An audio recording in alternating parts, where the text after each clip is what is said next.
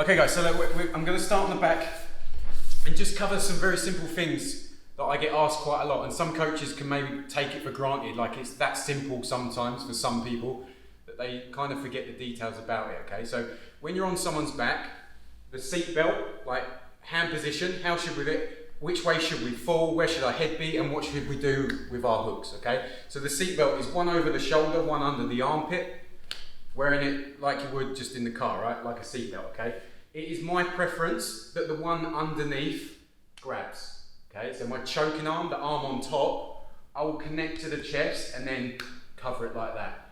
I don't believe it's wrong necessarily to do it the other way. The reason I do it like this is there's a couple of reasons. Okay. Number one, if he did want to break the grip, he has to push a hand off, and he can only push the top hand off. Okay. So if he committed everything to break this grip and he pushed that top hand off, I have my choking arm free.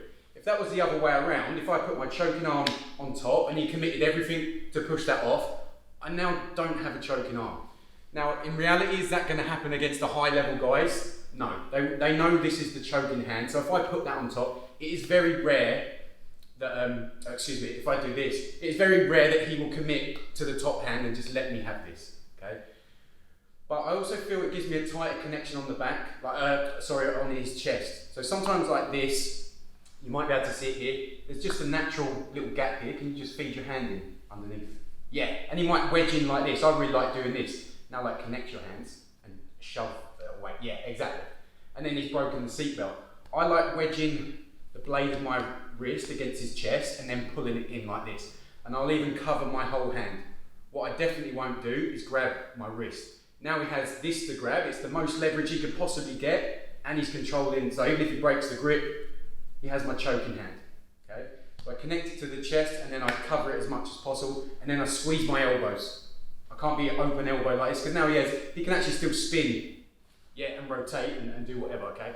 I actually want to pinch my elbows, and I always try and keep my chin over the shoulder, with the main rule being, I want my choking arm and my head on opposite sides. So this is my choking arm, the one on top. I want my head on this side. If I'm like this, you can already see there's going to be tons of space. I'm never going to choke and it's going to escape much easier. Okay, so choking arm on top, my head always on the opposite side. It's my preference that the one underneath does the grabbing. It's not wrong to do it this way. It's all personal preference. Sometimes you don't have a choice. You're in the scramble and you just need something connected around him. Because if we kind of stay like this, he can turn his top half and yeah, I end up losing the back. So sometimes, like even this, sometimes when I can't get this, he might be controlling my hands or something, and I'll just connect however I can, okay? In a perfect world, this is how I'd be, okay? Which way do I fall? Again, there's no set thing, there's no right or wrong, okay? It's personal preference and kind of what he offers you. So this can be my choking arm, I can fall onto the choking arm. Absolutely fine, all the rules are the same. My head is on the opposite side. I could fall to the non-choking side. What I do have to be careful, let's just turn that back a little bit. I have to be very disciplined about my head position. Okay, he can easily pummel his head underneath from here, yeah, and then that raw is gone and I'm never going to choke the guy. So if I do fall this direction, I have to be very disciplined about keeping my chin over his shoulder. So if he tries to pummel his head underneath me now, you can see here I'm squeezing my elbows and I'm cutting the blade of my wrist into his chest here. So any opportunity that his chin does lift, I'm there right away. As soon as I let go of my seat belt, I'm choking and I'm catching. Because I know he's going to defend with at least one arm. So I'm trying to dig it in here, okay? And 100% you can choke with one arm. Don't feel you have to pull this out. If you anchor onto his shoulder, you've got it, okay? Even if it just means pulling the elbow back. Could be all the way through, doesn't matter. So the seatbelt, yes, you can grip either way, okay? It's my preference. That one, you can fall either way, onto the choking side, on the other side, doesn't matter. Your hooks, okay, what we want to do is keep pressure on his hips, okay? This is why sometimes it's a big no-no to cross the feet in between his legs. So he can actually rotate his hips a little bit more like this. Yeah, exactly.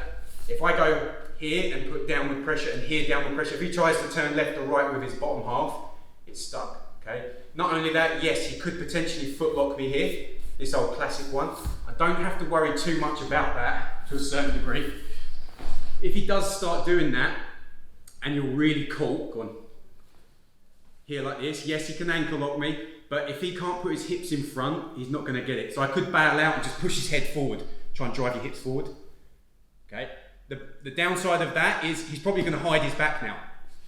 Yeah, and then I'll lose the position. Sometimes I might do it like a Nelson, so I'll drive his head forward if he tries to push his hips forward, and I still have some sort of back control. Okay. But usually we're not going to cross our feet in between the legs. Okay. We can cross our feet up here on the hip maybe. If he tries to foot lock me now, yeah, he might pummel it back inside. Okay. That's why we see this triangle a lot of the time, or just stacking. Okay. So yes, normally we're not going to cross our feet in between the legs. Up here is a little bit safer, or we can stack it, or we can triangle. Anything from there, Ed? Any preferences for yourself? Just back to repeating what you said. Like, Yeah. Which hand's on top? Like realistically, and I always try and think of worst case scenario. I'm going against someone who's super advanced. Like if they know which arm's going to choke them, it doesn't matter which arm. So you always have to expect a hand fight. That's why we do our hand fighting drills. My preference would always be going down to choking side arm. So show. So for the gi and for no gi, I will always try and So this side. Yeah, to this side. I think traditionally this is more common. Yeah. It can make my escape a little bit harder, I think, because it makes it very hard to slide my shoulder out here. So I think, yeah, traditionally people might prefer this. I think it's actually very new school for people to like the other side. But again, it's all personal preference. Obviously, it's for Ed. Anything different you do if it is on that side? If it's that side, most of the time I'll try and bring it back to the other side.